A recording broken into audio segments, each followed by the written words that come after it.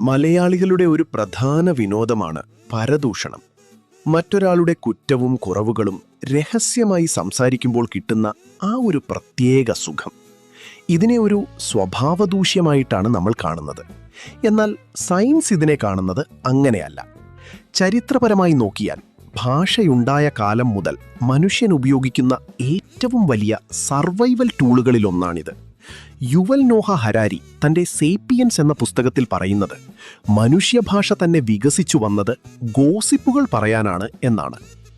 മറ്റു മൃഗങ്ങൾ പരസ്പരം സ്നേഹം പ്രകടിപ്പിക്കുന്നത് ശരീരത്തിൽ സ്പർശിച്ചുകൊണ്ടാണ്.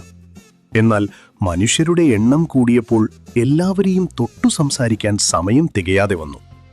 അങ്ങനെ സമയം ലാഭിക്കാൻ മനുഷ്യൻ കണ്ടെത്തിയ വോക്കൽ ഗ്രൂമിംഗ് ആണ് ഗോസിപ്പുകൾ.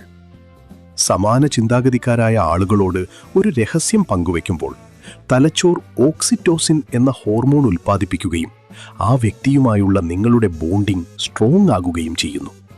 പണ്ട് കാട്ടിൽ ജീവിക്കുമ്പോൾ ഗ്രൂപ്പിലെ അപകടകാരികളായ ആളുകളെ തിരിച്ചറിയാനും നിയമങ്ങൾ ലംഘിക്കുന്നവരെ ഒറ്റപ്പെടുത്താനും ഈ പരദൂഷണം ആവശ്യമായിരുന്നു. അതായത് സമൂഹത്തെ ഒരുമിച്ച് നിർത്താനുള്ള ഒരു സോഷ്യൽ ഗ്ലൂ ആയിരുന്നു ഗോസിപ്പുകൾ. എന്നാൽ ഇന്ന് നമ്മൾ കാട്ടിലല്ല ജീവിക്കുന്നത്. നമ്മുടെ ഗോസിപ്പുകൾ ഇന്ന് ഡിജിറ്റലായി മാറി. അത് പലപ്പോഴും സൈബർ ബുള്ളിയിങ് ആയി മാറുന്നു എന്നതാണ് യാഥാർത്ഥ്യം.